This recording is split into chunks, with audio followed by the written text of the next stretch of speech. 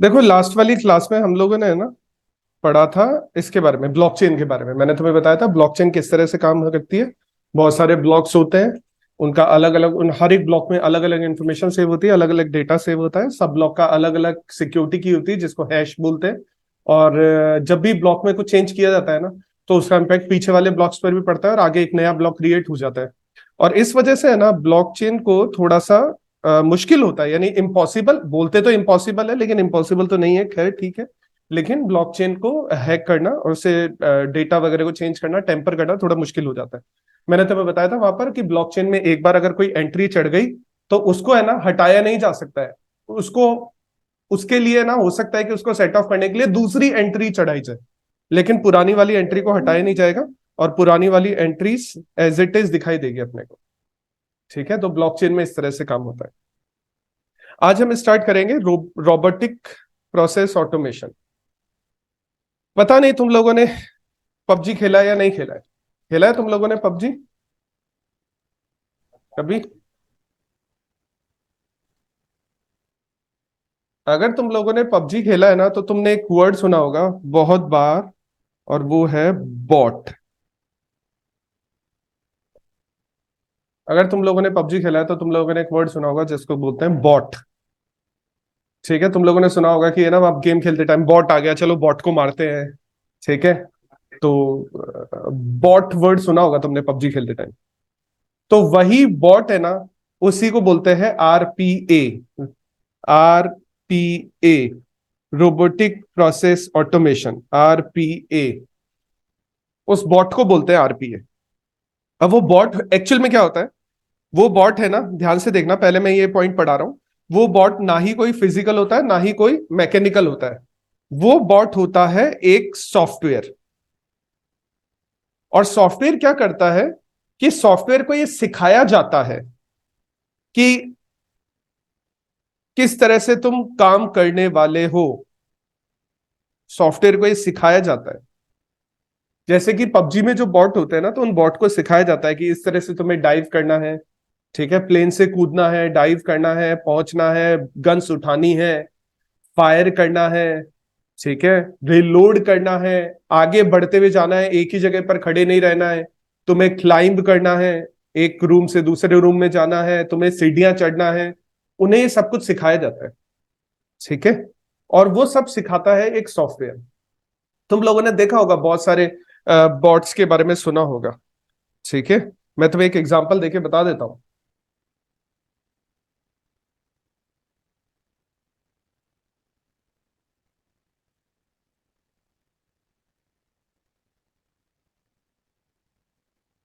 देखो एक एग्जांपल देके बता रहा हूं।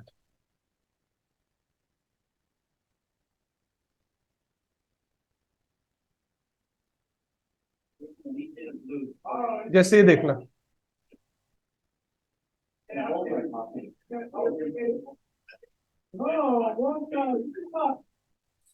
ये नहीं,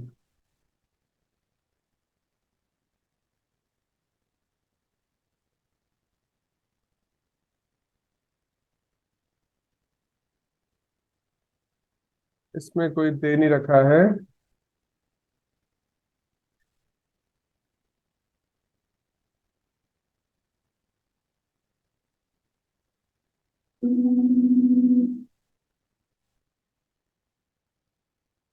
देखो मैं तुम्हें जस्ट फॉर नॉलेज बता रहा हूँ, जस्ट फॉर नॉलेज। ठीक है, ध्यान से देखना। मैं एक छोटी सी वीडियो बता रहा हूं तुम्हें, और नॉलेज पर्पज के लिए ये ध्यान रखना ये चीज। यहाँ पे देखो एक प्रोग्रामिंग चल रही है, एक गेम चल रहा है। ठीक है, और एक गेम चल रहा है, तो गेम में है ना देखो अलग अलग रॉक्स को तुम अगर यहाँ पे देख रहे हो ना, गेम्स में बताया गया है कि यहाँ पे अलग अलग रॉक्स रखी हुई है। इधर एक बंदा है, तुम लेफ्ट साइड में देखोगे तो एक बंदा है यहाँ पर। उसको कहा गया है कि रॉक तुम्हें पिक करनी है, इन रॉक्स को पिक करना है। वो सब काम ऑटोमेटिकली चल रहा है, और पीछे अगर तुम देखोगे ना तो यहाँ पे एक कमांड प्रॉम्प्ट चल रहा है, दोनों के बीच में तुम्हें एक कमांड प्रॉम्प्ट दिख रहा होगा। दोनों के बीच में कमांड प्रॉम्प्ट दिख रहा होगा तुम्हें यहाँ पर। ठीक है, वो कमांड प्रॉम्प्ट में बॉटिंग वाला सॉफ्टवेयर चला हुआ है वो। अब वो बंदा क्या कर रहा है, वो बंदा देखो यहाँ पे खड़ा हुआ है, ये देखो ये अपने आप गया, उसने वो रॉक पिक की। ठीक है, फिर वो थोड़ा सा आगे जाएगा, वो यहाँ पे देखो लेफ्ट साइड में देखना, ये रॉक पिक की है इसने वापस। फिर वो दूसरी जगह जाएगा, फिर वहां से वो रॉक पिक करेगा। वो सिर्फ दिन भर खड़ा खड़ा यही करता रहेगा वो यहाँ पर। और देखो यहाँ पे कमांड प्रॉम्प्ट में वो दिखा भी रहा है कि कमांड प्रॉम्प्ट में बॉटिंग कैसे कर रहा है वो बंदा। तो यहाँ पर थोड़ा बहुत अगर थोड़ा ध्यान से देखोगे तो यहाँ पर क्या होता है कि तुम है ना बॉट्स यूज करते हो चीजों को ऑटोमेटिक बनाने के लिए। अब ये तो मैंने तुम्हें बताया गेम में चल रहा है ये ऑटोमेटिक, ठीक है। ऐसे ही तुम लोगों को मैंने एग्जांपल दिया, पबजी वाला भी एग्जांपल दिया, पबजी में भी ऐसा ही होता है। तो यहाँ पर गेम्स में ऑटोमेटिक चल रहा है अपने पास में। इसको बंद कर देता हूं, इसका कोई काम नहीं। चलो, तो robotic process automation is a form of business process automation. यहां पर हम है ना बिजनेस प्रोसेस को ऑटोमेटिक बनाते हैं। बिजनेस प्रोसेस अपने आप कंप्लीट होते हैं, ठीक है। That allows any one two define a set of instruction for a robot. Robot को हम इंस्ट्रक्शन दे सकते हैं। जैसे तुम लोगों ने देखा होगा जयपुर में भी एक है ना रोबोट नाम से एक रेस्टोरेंट है। जयपुर में भी एक रेस्टोरेंट है रोबोट के नाम से। अब तो दो तीन हो गए शायद। तो है ना उसमें है ना रोबोट खाना सर्व करता है। उसमें रोबोट तुम्हें खाना सर्व करेगा। तो रोबोट क्या होता है कि वहां पर है ना जैसे मान लो ये रेस्टोरेंट की फ्लोर है। ये रेस्टोरेंट की फ्लोर है, फॉर एग्जाम्पल मैं तुम्हें बता रहा हूँ, ये फ्लोर है मान लो। तो यहाँ पर है ना फ्लोर पर बहुत सारे ऐसे ऐसे ऐसे ऐसे करके रास्ते बने हुए हैं उस फ्लोर पर। यानी है ना बहुत सारे उसके फ्लोर के ऊपर, यानी जो पत्थर बिछा हुआ है फ्लोर के ऊपर उस पर। तो रोबोट है ना उस पर्टिकुलर रास्ते पर मूव करता है। एक टेबल के पास जाता है, वहां पर उस टेबल पर बात, यानी जो भी ऑर्डर देना होता है तुमसे ऑर्डर लेता है। और फिर वो रोबोट उसी रास्ते के थ्रू होता हुआ किचन तक जाता है, या जो भी जिसको भी ऑर्डर बताना होता है वहां तक जाता है। फिर वो वहां से खाना पैक करके, यानी खाना को पिकअप करता है, फिर वो तुम्हारे पास में लेकर आता है। तो ये सब काम है ना, कुछ इंस्ट्रक्शन उसको दिए हुए, वो उन इंस्ट्रक्शन को फॉलो कर रहा है। और उन इंस्ट्रक्शन को फॉलो करने के लिए जो पर्सन यूज होता है, यानी पर्सन का मतलब जो सॉफ्टवेयर यूज होता है उसको बॉट बोलते हैं अपन, रोबोट या बॉट बोलते हैं। RPA bots are capable of mimicking most human computer interaction to carry out a ton of error free task. जो ये बॉट होते हैं ना, ये मिमिक करते हैं। मिमिक का मतलब कॉपी करना। ये है ना जो जॉब्स होती है, ह्यूमन जो भी जॉब्स कर रहे हैं उन जॉब्स को ये कॉपी करते हैं और कॉपी करके उनको परफॉर्म करते हैं। इसका फायदा क्या होता है? फायदा ये होता है कि अगर ये कंप्यूटर अगर कोई काम कर रहा है या बॉट्स अगर कोई काम कर रहे हैं तो उन काम में गलतियां होने के चांसेस कम होंगे, रादर देन अगर ह्यूमन उस जॉब को परफॉर्म कर रहा है। तो बॉट्स अगर उस जॉब को परफॉर्म कर रहे हैं तो उसमें गलतियां होने के चांसेस कम हो जाते हैं, ठीक है। और ज्यादा काम भी कंप्लीट कर सकता है, हाई वॉल्यूम भी कंप्लीट कर सकता है और ज्यादा स्पीड से भी कंप्लीट कर सकता है। तो इसको हम बोलते हैं बॉट। अच्छा, यहाँ पे देखो कुछ पॉइंट्स और हैं, मैं तुम्हें यहाँ पे बता देता हूं। वैसे अभी हमने ये पढ़ लिए। बॉट है ना ऑटोमेटिकली काम करते हैं, ठीक है। कंप्यूटर विजन यानी कंप्यूटर सिस्टम को यूज करते हुए काम करते हैं। अच्छा, काम को सिखाने के लिए उनको मशीन लर्निंग आनी चाहिए, ठीक है। बॉट्स जो बनाए जाते हैं वो मशीन लर्निंग के थ्रू बनाए जाते हैं। तो मैंने तुम्हें मशीन लर्निंग के बारे में बताया था, ऐसी मशीन जो खुद अपने आप लर्न कर रही है चीजें। ऐसा सिस्टम जो खुद अपने आप चीजें लर्न कर रहा है, तो मशीन लर्निंग से बॉट्स को बनाया जाता है। किसके लिए बनाया जाता है? ताकि वो रिपीटेटिव हाई वॉल्यूम टास्क को कंप्लीट कर सके। ताकि वो रिपीटेटिव और हाई वॉल्यूम टास्क को कंप्लीट कर सके। फायदा क्या होता है उससे? फायदा ये होता है कि उससे है ना गलतियां होने के चांसेस अपने कम हो जाते हैं। अब इसमें और कुछ दिया हुआ है, आरपीए टूल्स कैन इंप्रूव, हाँ ठीक है। आरपीए टूल्स जो है ना वो इंप्रूव कर सकते हैं ऑर्गेनाइजेशन की एफिशिएंसी, इफेक्टिवनेस। क्योंकि क्योंकि बॉट्स अगर कुछ काम कर रहे हैं, रोबोट्स अगर कुछ काम कर रहे हैं, सॉफ्टवेयर अगर कुछ काम कर रहा है तो गलतियां होने के चांस कम होंगे। और गलतियां अगर कम होगी तो इफेक्टिवनेस बढ़ेगी, एफिशिएंसी बढ़ेगी, ठीक है। और ये जो बॉट्स होते हैं ना, ये बॉट्स जो होते हैं वो है ना रूटीन बिजनेस प्रोसेस को मिमिक करते हैं, ठीक है। रूटीन प्रोसेस को मिमिक करके उसके अकॉर्डिंग डिसीजन लेते हैं। मैंने तुम्हें अभी एक गेम का बॉट दिखाया था, ऐसे है ना हर गेम के बॉट हो सकते हैं, बहुत सारे अलग अलग बॉट हो सकते हैं। इवन ऐसा बॉट भी बनाया जा सकता है जो तुम्हारे लिए नोट्स को, अगर तुम्हारे पास में फिजिकल कॉपी में नोट्स है तो वो उन नोट्स को टाइप कर दे अपने आप। तुम्हें बस वो फिजिकल कॉपी अपलोड करनी है, वो उन नोट्स को टाइप कर देगा, लेकिन उसको समझ में भी आना चाहिए। तुम्हारी अगर राइटिंग खराब है तब बात अलग है, ठीक है। उसको जो समझ में आएगा वो उसको टाइप कर देगा वहां पर। और भी बहुत सारी चीजें, जैसे तुम है ना आजकल है ना बैंक्स वगैरह में कॉल करते हो, तो तुम्हारे पास में जो कॉल पिक करता है ना, वो हमेशा बॉट हमेशा एक कॉल पिक करता है। Direct customer care executive call को पिक नहीं करता है, बॉट एक कॉल को पिक करता है, फिर तुम्हें बोलता है तुम्हें किससे बातचीत करनी है। अगर तुम्हें क्रेडिट कार्ड के लिए बात करनी है तो एक दबाओ, दो दबाओ, तीन दबाओ। इवन आजकल ऐसा भी नहीं चलता है कि एक दबाओ, दो दबाओ, तीन दबाओ। वो बोलते हैं तुम्हें जिस भी कंसर्न में बात करनी है तुम बोल के बताओ।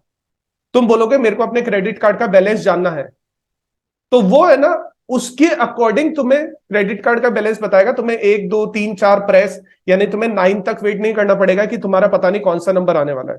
तो आजकल जो बॉट है वो थोड़े से एडवांस भी है। तो बॉट है ना, बॉट्स क्या काम करने लगे, बॉट्स ऑटोमेटिकली जॉब्स को परफॉर्म करते हैं, हाई वॉल्यूम जॉब्स को परफॉर्म करते हैं, हाई वॉल्यूम टास्क को परफॉर्म करते हैं। अच्छा, सबसे बड़ा बेनिफिट तो यही है कि बॉट की वजह से कॉस्ट कम आती है। सबसे बड़ा फायदा तो यही है, बॉट हमारी कॉस्ट को कम कर देता है। लेकिन और उसके अलावा, अच्छा, बॉट की वजह से टाइम कम लगेगा, गलतियां कम होगी, टाइम कम लगेगा।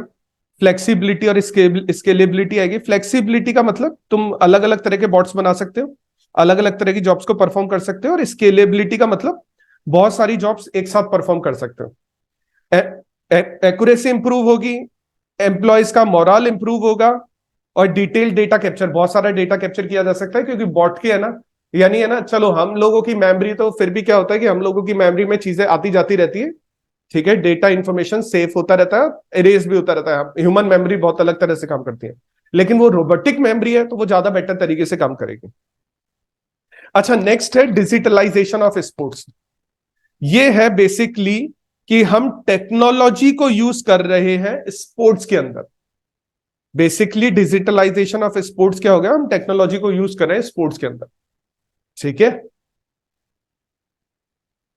फॉर एग्जाम्पल, तुमने है ना मूवी देखी होगी, जैसे चक दे इंडिया मूवी है, तो उसमें है ना, तुमने पता नहीं वो ध्यान दिया होगा, एक सीन आता है जिसमें ऑस्ट्रेलिया वाली टीम है ना, इंडिया टीम के मैच को देख रही होती है, तो ऑस्ट्रेलिया टीम वाला कोच है ना, कंप्यूटर में बैठा बैठा कुछ बना रहा होता है, फिर वो ऑस्ट्रेलिया टीम को ले जाके देता है वो।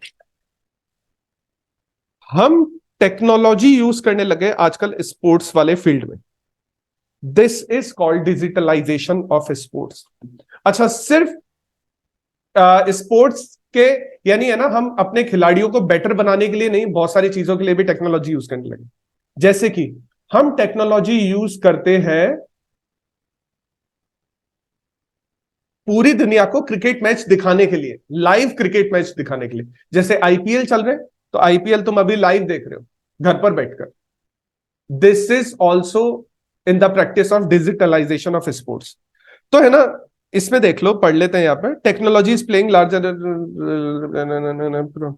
देखो, ब्रॉडकास्टर पार्टनरशिप्स होता है अपने पास, जैसे अभी जियो सिनेमा है, आईपीएल का जो ब्रॉडकास्ट करने वाला बंदा है वो जियो सिनेमा है, यानी कंपनी जो है वो जियो सिनेमा है।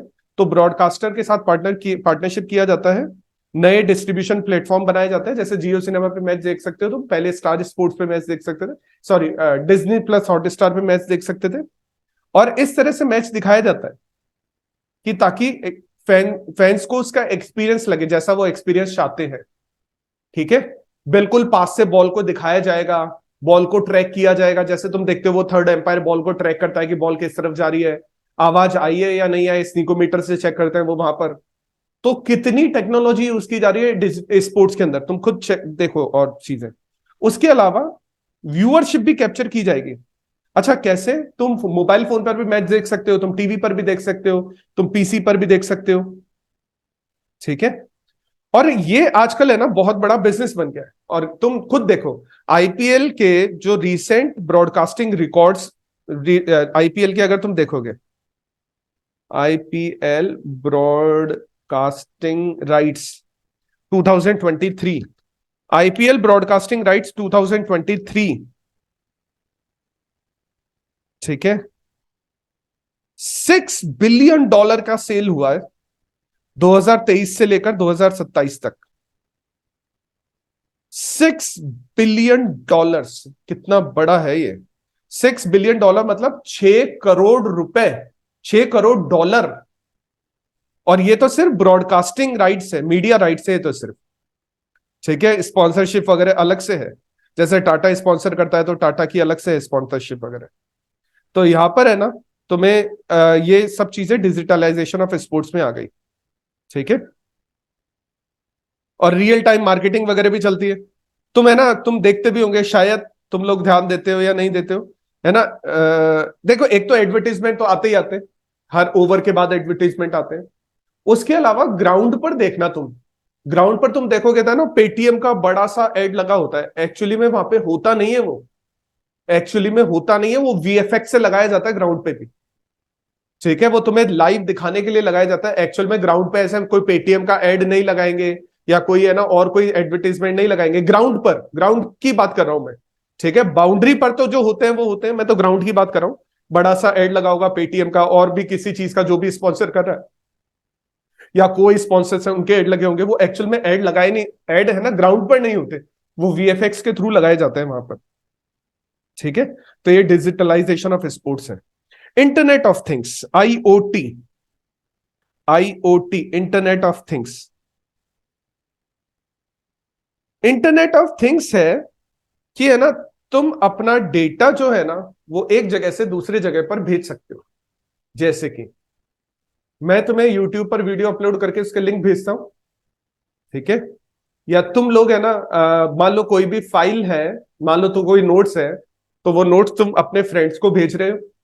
तुमने जैसे अभी, मैं जैसे कल बैठ के एसएम की कॉपी चेक कर रहा था, आज मैं ओएम की कॉपी कंप्लीट कर दूंगा। तो तुम लोगों ने एसएम ओएम की कॉपी बनाई अपने हाथ से, यानी लिखा तुमने, उसके बाद पिक्चर क्लिक की, पीडीएफ बनाया और वो मेरे को भेजा। ये जो डॉक्यूमेंट्स हम एक दूसरे को भेज रहे हैं, लिंक्स हम एक दूसरे को भेज रहे हैं, वीडियोस हम एक दूसरे को भेज रहे हैं, तो इसको बोला जाता है internet of things. So basically internet of things है transfer data over network without requirement human to human and human to, है ना, ये ठीक है। अब यहां पर है ना, अब इसमें ऐसा मान लो कि जरूरी नहीं है सिर्फ ह्यूमन टू ह्यूमन या ह्यूमन टू कंप्यूटर भेजे जाए, ऑटोमेटिकली भी होता है ये सब कुछ। जैसे कि स्विगी पे अपने आप ही तुम्हारे पास नोटिफिकेशन आता है, स्विगी का नोटिफिकेशन आता है, आज खाना खाया क्या, नहीं खाया तो ऑर्डर करो, आज के लिए तुम्हारा खाना फ्री है। 400 रुपए का ऑर्डर करोगे तो तुम्हारा 200 रुपए का ऑर्डर, एक जने का खाना फ्री हो जाएगा। इस तरह से तुम्हारे पास मैसेज आते हैं वहां पर, ठीक है। अब इंटरनेट ऑफ थिंग्स है ना, वैसे इसमें तो लिखा हुआ भी है कि है ना, डेटा ट्रांसफर होता है without requirement of human and human to human, लेकिन इंटरनेट ऑफ थिंग्स में ह्यूमन टू ह्यूमन भी आता है, ठीक है। तो इंटरनेट ऑफ थिंग्स क्या है, मैं दोबारा से समझा देता हूं। Internet of things is a system of inter related computing devices, एक डिवाइस से दूसरी डिवाइस, ठीक है। मैकेनिकल भी हो सकती है, डिजिटल भी हो सकती है। ऑब्जेक्ट्स, एनिमल और people that are provided with unique identifiers and the ability to transfer data network without requirement human to human and human to computer interaction. अब जैसे मैं तुम्हें एक एग्जांपल बताता हूं।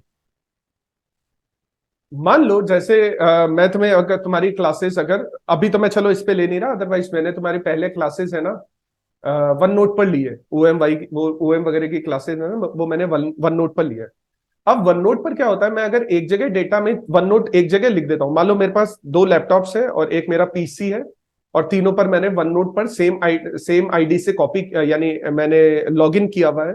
तो मैं अगर एक जगह डेटा में कुछ वहां पे लिख देता हूं, मान लो एक क्लास मैंने वन नोट पे ली मेरे कंप्यूटर पर, मेरे पीसी पर, तो बाकी दोनों लैपटॉप्स में भी वो सब चीजें चेंज हो गई होगी, वो सब चीजें बदल गई होगी वहां पे, अपने आप ही चेंज हो गया होगा वो सब कुछ, ठीक है। इसको बोला जाता है इंटरनेट ऑफ थिंग्स, ठीक है।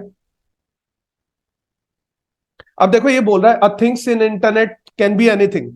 अ पर्सन, एग्जांपल दे रखा है, a person with a heart monitor implant. अब एक पर्सन के अंदर ऐसा मान लो हार्ट मॉनिटर डाल दिया गया, पेसमेकर डाल देते हैं, आर्टिफिशियल पेसमेकर बना के हार्ट के पास में डाल देते हैं अगर किसी के हार्ट में प्रॉब्लम होती है तो। अब वो पेसमेकर जो है ना, वो इंफॉर्मेशन भेजता रहता है ऑटोमेटिकली, जो उसकी जो मेन सर्वर होता है, मेन मशीन होती है, उस मशीन पर ऑटोमेटिकली वो इंफॉर्मेशन भेजता रहता है। अच्छा एक और एग्जांपल है, तुमने अपने फार्म एनिमल पर कोई ट्रांसपॉन्डर लगाया है, तुमने देखा होगा नेशनल जियोग्राफी में भी ऐसा होता है, ठीक है। वो जाते हैं और वो क्या करते हैं कि जैसे मान लो किसी, उनको स्टडी करनी है, वुल्फ की स्टडी करनी है, या उन्हें है ना ऐसा मान लो किसी पक्षी की स्टडी करनी है या लाइन्स की स्टडी करनी है, तो वो उनके गले में कॉलर बांध देते हैं, वो उनके गले में कॉलर बांध देते हैं और वो कॉलर बांधकर उनको छोड़ देते हैं, वो कॉलर गले में रहती है और वो अपना ट्रेवल करते रहते हैं, और उसके अकॉर्डिंग उनको है ना वहां से सिग्नल्स मिलते रहते हैं और वो उसकी स्टडी करते रहते हैं, ठीक है। Animal with a biochip transponders transponders लगाकर करते रहते हैं study. An automobile that has been inbuilt sensor alert the driver when the pressure is low, और ऐसा होता है। ठीक है, मैं तुम्हें एक और एग्जांपल देता हूं इसका, इसी का एग्जांपल समझ लो जो हमने पढ़ा है। कार के अंदर अगर मैं सीट बेल्ट नहीं लगाता, मेरी वाली कार के अंदर अब सॉफ्टवेयर है, तो मैं अगर सीट बेल्ट नहीं लगाता ना तो मेरी कार स्टार्ट ही नहीं होती है।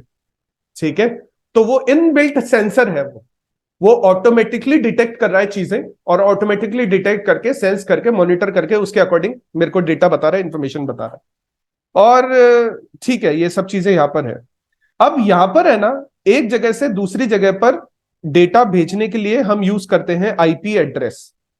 एक जगह से दूसरी जगह पर डेटा भेजने के लिए हम आईपी एड्रेस को यूज करते हैं। ठीक है, अब इसमें बाकी तो कुछ काम का नहीं है। ठीक है, और तो कुछ काम का नहीं, नहीं और कुछ काम का नहीं। ठीक है, जैसे एक और एग्जांपल समझ लो, मैं तुम्हें एक और एग्जांपल देता हूं। मान लो अगर तुमने यूट्यूब पे मेरे को सब्सक्राइब कर रखा है, मेरे चैनल को सब्सक्राइब कर रखा है, तो अगर कोई मैं नई वीडियो अपलोड करता हूं ना, तो तुम्हारे पास ऑटोमेटिकली नोटिफिकेशन आ जाता है। ठीक है, that is also internet of things, वो इंटरनेट ऑफ थिंग्स और है। अच्छा, नेक्स्ट है डिजिटल मार्केटिंग, और ये आजकल बहुत चलता है डिजिटल मार्केटिंग। सबसे पहला है इसमें सोशल मीडिया मार्केटिंग। ठीक है, तुम सोशल मीडिया प्लेटफॉर्म्स को यूज करते हो मार्केटिंग के लिए। ठीक है, जैसे कि इंस्टाग्राम, फेसबुक, लिंक्डइन, स्नैपचैट, तो सोशल मीडिया प्लेटफॉर्म है। तुम इन सोशल मीडिया प्लेटफॉर्म को मार्केटिंग के लिए यूज करते हो। अब इसमें क्या किया जाता है, तुम देखते होगे, तुम्हें है ना फेसबुक वगैरह देखते होंगे, तुम इंस्टाग्राम वगैरह देखते होंगे, तो वहां पे एड्स वगैरह भी आते रहते हैं। तुम ट्विटर भी देखते होंगे, तो तीन चार तो खबरें आएगी। मान लो अब जैसे मैं ट्विटर यूज करता हूँ, मैं फेसबुक, इंस्टाग्राम, लिंक्डइन ये कुछ भी यूज नहीं करता, स्नैपचैट, मैं सिर्फ ट्विटर यूज करता हूँ।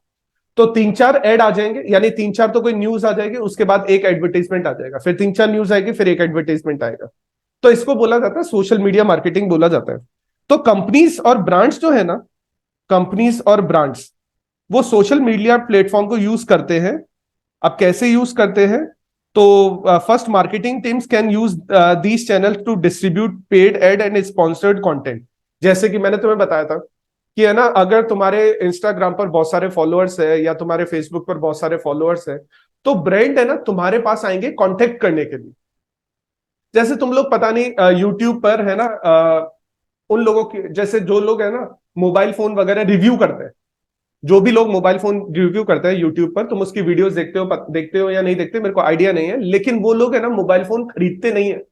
मोबाइल फोन कंपनी उनको है ना कांटेक्ट करती है और उनको वो मोबाइल फोन भेजती है। इवन लॉन्च से 3 4 5 6 दिन पहले ही भेज देती है।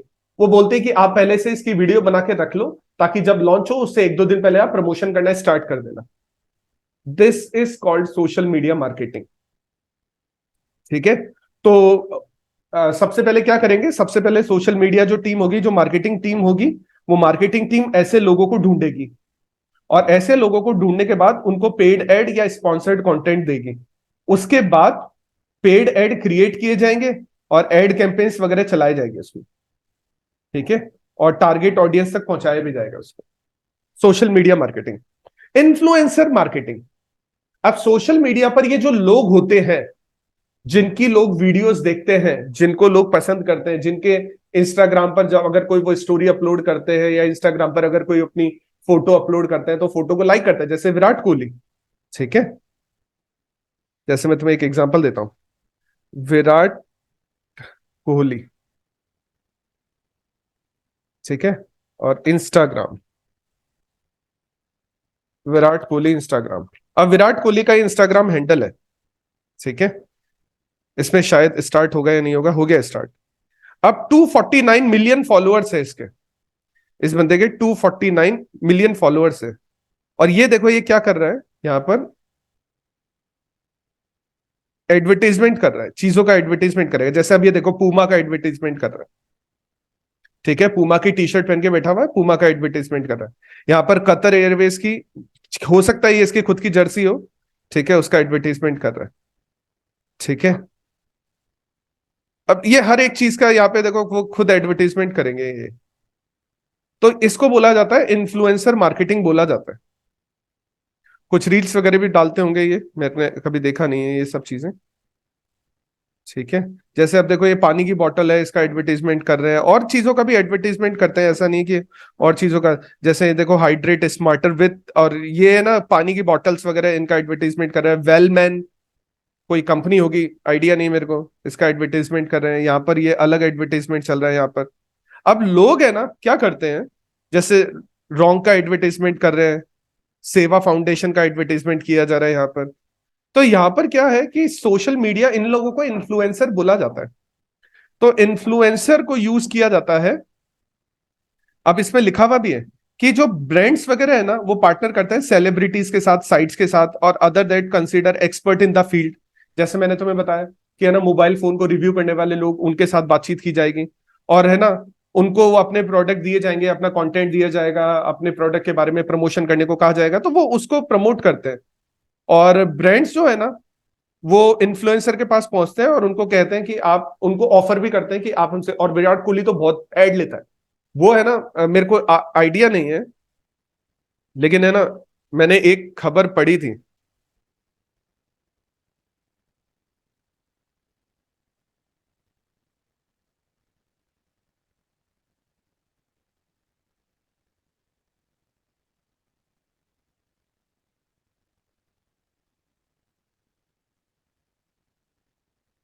विराट कोहली है ना, एक पोस्ट का, इंस्टाग्राम की एक पोस्ट का चार्ज करता है $680,000, $680,000।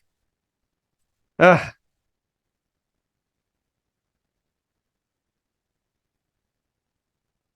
कुछ नहीं किया जा सकता, इतना तो लाइफ में कमाया नहीं जा सकता। $680,000। लियोनल मेसी चार्ज करता है $1 million, $1.12 million. Lionel Messi charge करता है $1.12 मिलियन एक पोस्ट का। हाँ, तो है ना इनको, ठीक है, अब मैं देखूंगा भी नहीं ये एडवर्टीजमेंट दोबारा से, नहीं तो मेरे को ऐसे गिल्ट, यानी हीन भावना आ रही है मेरे अंदर अब। ठीक है, डजेंट मैटर, लेकिन इन्फ्लुएंसर मार्केटिंग इसको बोला जाता है। ईमेल मार्केटिंग, ठीक है, तुम्हें मेल्स वगैरह भेजे जाते हैं। Email marketing, email marketing company allows organisation to stay connected with, customer के साथ कनेक्ट होते हैं और उनको न्यूज़लेटर्स वगैरह, मेल्स वगैरह भेजने को कहा जाता है। तुम जैसे कई बार किसी वेबसाइट पर तुम लॉग इन करते हो, तो वहां पर लिखा हुआ आता है कि तुम अपना ईमेल आईडी डाल दो, और अगर कुछ न्यूज़लेटर्स वगैरह होंगे, कुछ ऑफर्स वगैरह की डील्स होगी, तो वो तुम्हें मेल कर दी जाएगी। तो ईमेल मार्केटिंग उसको बोला जाता है। कुछ एग्जांपल दिए मैं कि ईमेल से ऑफर किया जा रहा है 10% ऑफ के लिए, है ना, और ये सब चीजें फ्री शिपिंग के लिए। तो ईमेल मार्केटिंग बोला जाता है इसको, ईमेल मार्केटिंग के अंदर कंसीडर किया जा रहा है। उसके अलावा कंटेंट मार्केटिंग। अच्छा, कंटेंट मार्केटिंग क्या होता है कि यहाँ पर है ना, कुछ वीडियोस वगैरह बनाकर डाली जाती है। ठीक है। जैसे मैं तुम्हें समझाता हूँ इसको। जैसे कि जैसे है ना, देखो इसमें देख लो यहाँ पे, वैसे तो है ना, मैं तुम्हें एग्जांपल से समझा सकता था, ये अब काम करना बंद कर दिया, एक मिनट रुको। ये खत्म हो जाएगा कि 7 मिनट्स में हो तो जाना चाहिए। ठीक है, देखो कंटेंट मार्केटिंग में क्या होता है कि कंटेंट मार्केटिंग में यूजर्स के क्वेश्चन पिक किए जाते हैं। ठीक है।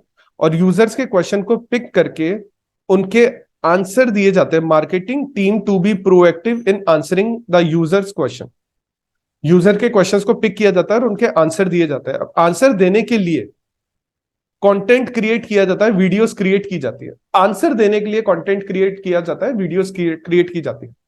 तुमने शायद सुना होगा, एक चलता है Q&A। Q&A सुना होगा तुमने।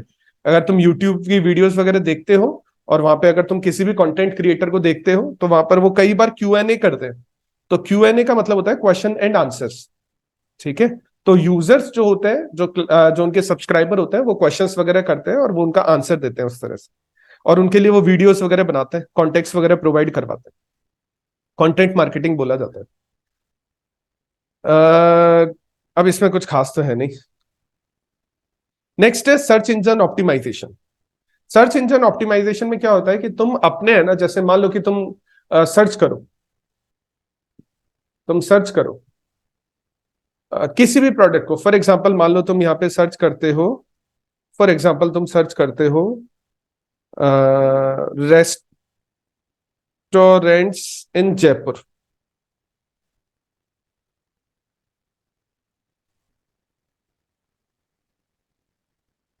तुमने सर्च किया रेस्टोरेंट इन जयपुर, अब बहुत सारे रेस्टोरेंट के नाम आए, लेकिन सबसे ऊपर लिखा हुआ है मोहन ढाबा या MM खान होटल। अगर तुम यहाँ पे सर्च कर रहे हो टॉप 25, अगर यहाँ पे देखो, ठीक है, सबसे पहले आ गया मोहन ढाबा। अब मोहन ढाबा ही सबसे पहले क्यों दिखाई दिया है? क्योंकि इसने सर्च इंजन ऑप्टिमाइजेशन चला रखा होगा। इसने यहां पर सर्च इंजन ऑप्टिमाइजेशन चला रखा होगा। ठीक है, जैसे तुम सर्च करो CA क्लासेस इन जयपुर, अब मैंने वो गलत लिख दिया, लेकिन CA क्लासेस इन जयपुर सबसे पहले देखो, पहला जो ऊपर तो देखो, ऊपर तो जो चल रहा है वो एडवर्टाइजमेंट वगैरह चल रहा है, लेकिन पहला नाम तुम देख रहे हो VSI। क्या जयपुर में सिर्फ VSI चलता है क्या? नहीं, लेकिन ये सबसे पहले नाम आ रहा है। सबसे पहले नाम आने की वजह ये है क्योंकि इसने सर्च इंजन ऑप्टिमाइजेशन, अब देखो, मैं अभी सर्च इंजन यूज कर रहा हूं माइक्रोसॉफ्ट का बिंग यूज कर रहा हूं, ये सर्च इंजन है बिंग। तो सर्च इंजन को उसने ऑप्टिमाइज कर रखा है, और ऑप्टिमाइज करने का मतलब उसका रिजल्ट जो आता है ना, उसका रिजल्ट जो अपीयर होता है वो टॉप में अपीयर होता है। ठीक है, तो यहाँ पे है marketing search engine optimisation often goes hand in hand with the content marketing. अब है ना, यहाँ पर जैसे मान लो मेरे इंस्टीट्यूट को नंबर 1 पर दिखाना है, तो मैं ना यूट्यूब गूगल वालों से और बिंग वालों से बातचीत करूंगा, उनसे है ना मैं, अच्छा इसके लिए कुछ पैसा पे किया जाता है, ठीक है, तो मैं उनको पैसा पे करूंगा, और वो मेरा है ना प्रोडक्ट या मेरा जो भी कुछ मेरा कंटेंट है वो सबसे ऊपर लेकर आएंगे। ठीक है, तो वो वहां पर है ना स्टार्टिंग वाले 3 रिजल्ट में लेकर आएंगे। क्योंकि है ना, तुम जब भी कोई सर्च करते हो तुम सेकंड पेज पर तो कभी नहीं जाते हो, तुम फर्स्ट पेज पर ही सर्च करते हो जितना भी तुम्हें सर्च करना है, और तुम स्टार्टिंग वाले 1 2 3 लिंक्स ही देखते हो। तो सर्च इंजन ऑप्टिमाइजेशन का मतलब ये हो गया कि तुम्हारे कंटेंट को ऑप्टिमाइज करके तुम्हारे कंटेंट को प्रेफरेंस दी जाती है, तुम्हें उसके कंटेंट को या आर्टिकल्स को टॉप रिजल्ट्स में अपीयर किया जाता है वहां पर। अच्छा, पे पर क्लिक, ये भी एडवर्टाइजमेंट होता है। जैसे मान लो कि अगर तुम यहाँ पे कुछ सर्च कर रहे हो और कोई भी एड अगर तुम्हें दिखाई दिया जाता है ना, यहाँ पर कोई भी एड, यहाँ पे तो चलो इस पे दिखाई नहीं दे रहा, मैं तुम्हें गूगल पर दिखाता हूं। कोई भी एड अगर दिखाई दिया जाता है गूगल पर, तो सबसे पहले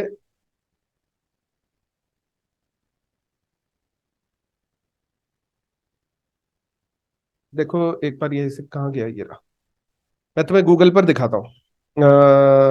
बॉक्स ऑफिस इंडिया, जैसे मैंने सर्च किया बॉक्स ऑफिस इंडिया, नहीं, न्यूज, जैसे मैं सर्च करता हूँ न्यूज, मैं एक बार तुम्हें दिखा रहा हूँ इसको।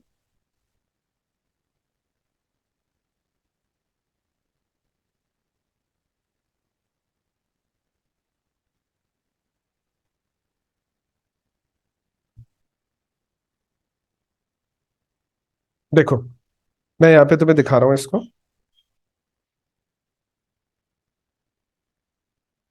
अगर तुम यहाँ पे देखोगे तो लिखा हुआ है ऊपर स्पॉन्सर्ड, स्पॉन्सर्ड, ठीक है, स्पॉन्सर्ड। कभी कभी लिखा हुआ आ जाता है, एड भी लिखा हुआ आ जाता है वहां पे, छोटा सा ऊपर लिखा हुआ जाता है, जहां पे स्पॉन्सर्ड लिखा है ना वहां पे छोटा सा एड भी लिखा हुआ आ जाता है। और जब भी मैं यहाँ पे क्लिक करूंगा ना, मान लो जैसे ये बुक माई एड है, ये बुक न्यूज़पेपर एड है, मैं जब भी इस पर क्लिक करूंगा तो उस क्लिक के बदले में ऑर्गेनाइजेशन को पैसा पे करना पड़ेगा। तो मार्केटिंग टीम क्या करती है, यहां पे देखो लिखा हुआ है, मैं तुम्हें यहां पे बताता हूं। मार्केटिंग टीम क्या करती है कि पेड एडवर्टीजमेंट होता है ये, और that allows marketing team to essentially purchase traffic, वो ट्रैफिक परचेज कर सकती है। तो उनका एड सबसे ऊपर आ जाता है, और उनके एड को सबसे ऊपर, यानी सबसे ऊपर आ जाएगा, तो सबसे ज्यादा लोग उन्हीं के पास में आएंगे। और अगर सबसे ज्यादा लोग उन्हीं के पास में आएंगे तो वहां पर सबसे ज्यादा ट्रैफिक उन्हीं के पास में आ रहा है, इस ट्रैफिक को वो परचेज कर लेते हैं। तो मार्केटर्स है ना एड प्लेस करते हैं वेबसाइट पर, और वेबसाइट पर जैसे इसमें दे रखा है कि गूगल पर, बिंग पर, और एक फीस पे करते हैं। फीस देखो कब लगती है, pay a fee each time the ad is clicked on. जब भी उस एड पर क्लिक किया जाएगा तब एक फीस पे की जाएगी उनकी तरफ से। अब वो होती है 1-2 रुपए होती है, लेकिन जब भी एड पर क्लिक किया जाएगा तो एक फीस पे की जाएगी। ठीक है, उसको बोलते हैं पे पर क्लिक।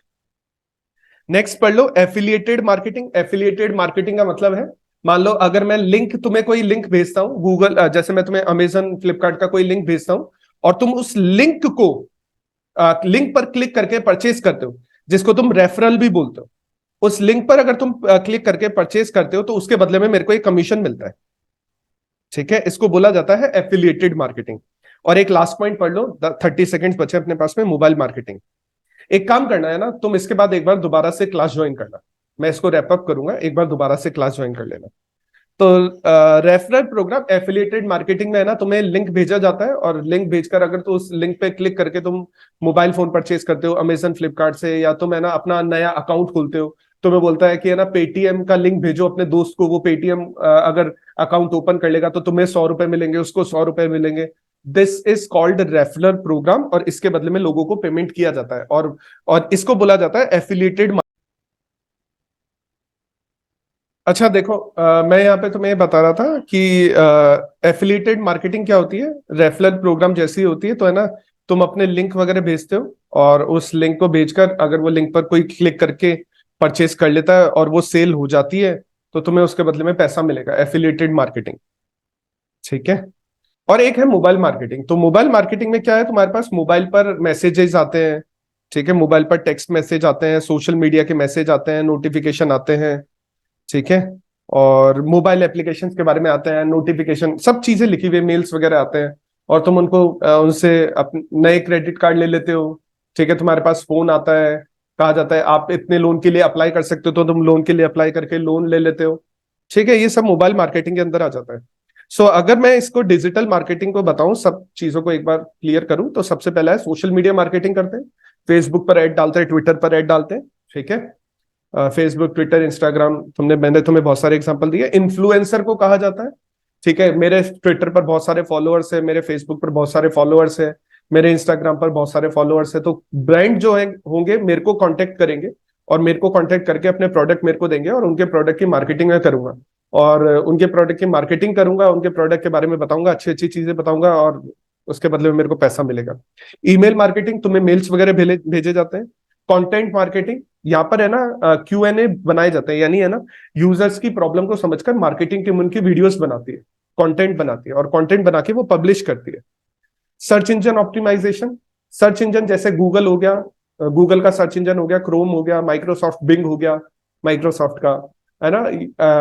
एक और है याहू का भी सर्च इंजन आता है, याहू करके, और भी है बहुत सारे सर्च इंजन। तो सर्च इंजन ऑप्टिमाइजेशन का मतलब ये हो गया बेसिकली कि सर्च इंजन को यूज करके, यानी सर्च इंजन को ऑप्टिमाइज करके, हम अपनी जो कंपनी है या अपना जो कंटेंट है वो प्रायोरिटी में लेकर आते हैं, स्टार्टिंग वाले 2-3 रिजल्ट में लेकर आते हैं, तो सबसे ज्यादा लोग वहां पर क्लिक करेंगे, और उसके बदले में पैसा पे करना पड़ेगा। एक पे पर क्लिक का मैंने तुम्हें बताया ही है। ठीक है, मैं और एक बार पे पर क्लिक का एग्जांपल तुम्हें दिखा देता हूं। पे पर क्लिक,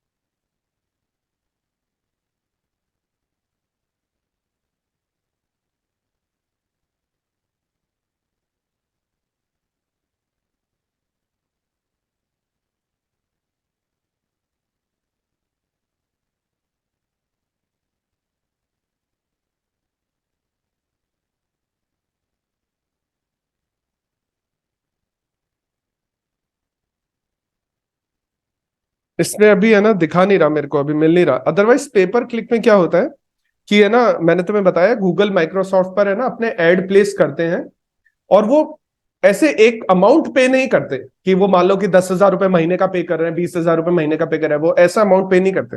वो अपना एड प्लेस करेंगे, उनके एड पर ट्रैफिक बढ़ाने के लिए वो एड है ना ऊपर पोजीशन पर डाल दिया जाएगा।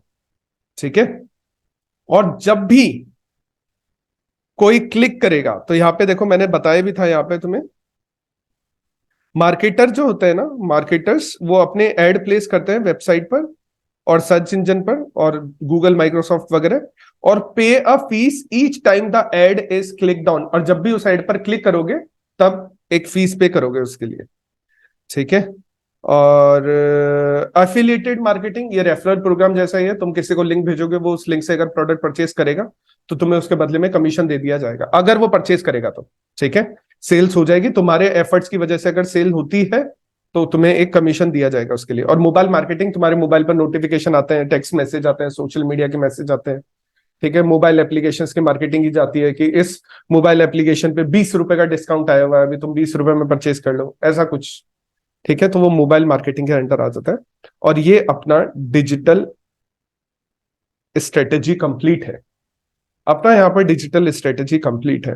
और अपना जो एसएम का कोर्स है, ठीक है, वो भी अपना कंप्लीट हो गया। तो एसएम के कोर्स में स्टार्टिंग वाली अपन ने कुछ क्लासेस थी, जो एसएम वाली क्लासेस थी 3-4 क्लासेस उसकी कर ली अपन ने कंप्लीट।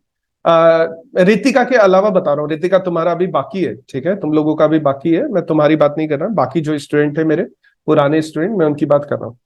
तो उन लोगों का एसएम कंप्लीट हो चुका है। और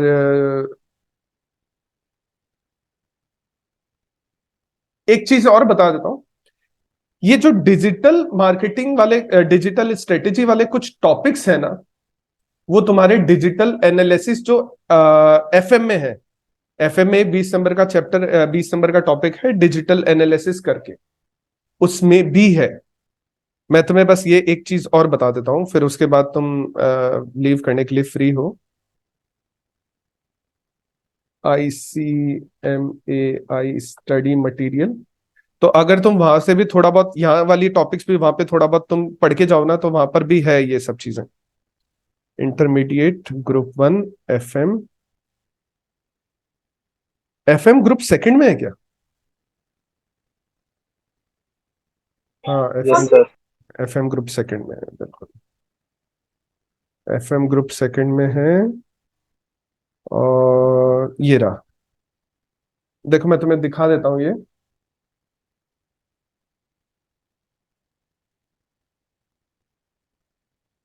ठीक है। ये पेपर नंबर 11 है हमारा एफएम का।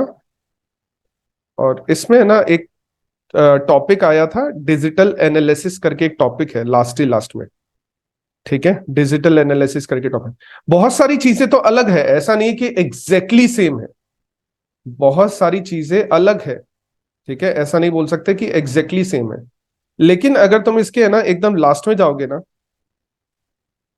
एकदम लास्ट में जाओगे, तो जैसे यहां तक तो सब कुछ अलग है, लेकिन यहां पर देखना, क्लाउड कंप्यूटिंग हमने पढ़ा था, बिजनेस इंटेलिजेंस, आर्टिफिशियल इंटेलिजेंस हमने पढ़ा, रोबोटिक प्रोसेस ऑटोमेशन हमने पढ़ा, मशीन लर्निंग, यानी जो 11.5 नंबर वाला है ना टॉपिक, 11.5 नंबर वाला जो टॉपिक है, ठीक है, ये तुम्हारे कोर्स में दोनों तरफ दिया हुआ है। ये तुम्हारे कोर्स में इस तरफ भी दिया हुआ है, अपने इसके अंदर भी। ये देखो, ये न्यूरल नेटवर्क मैंने तुम्हें बताया था ना, न्यूरल नेटवर्क इस तरह के होते हैं। अब न्यूरल नेटवर्क तुम्हें बनाने नहीं है, ठीक है, ये तो एक एग्जांपल दिया हुआ है इसमें। Robotic process automation, machine learning, ये सब है ना तुम्हारे यहां पर भी दिया हुआ है। और ये सब चीजें तुम्हारे डिजिटल स्ट्रेटेजी में भी दी हुई है ये सब चीजें। तो 11.5 वाला जो टॉपिक है ना, सिर्फ 11.5, मैं बाकी और किसी टॉपिक के बारे में बात नहीं कर रहा। तो 11.5 जो टॉपिक है, यहां पर भी देखो लिखा हुआ होगा 11.5,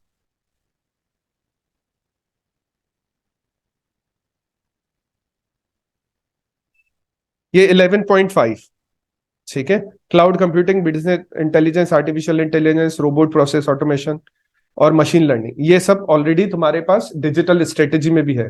तो ये वाला टॉपिक है ना, तुम दोनों में से एक ही जगह पढ़ना, दोनों जगह मत पढ़ना, दोनों में से एक ही जगह पढ़ना, और तुम इस टॉपिक को दोनों जगह यूज कर सकते हो, ठीक है।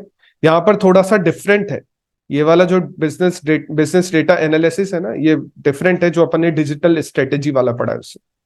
तो तुम बस इस पॉइंट को तुम यहां पर पढ़ सकते हो, सिर्फ एक ही पॉइंट है, ठीक है। मैं बताता हूँ एक बार रितिका, मैं बताता हूँ, एक बार वेट करो। तो ये वाला पॉइंट तुम यहां से देख सकते हो, ठीक है। तो मेरी तरफ से एसएम वाला जो कोर्स है वो कंप्लीट है, अच्छा है ना।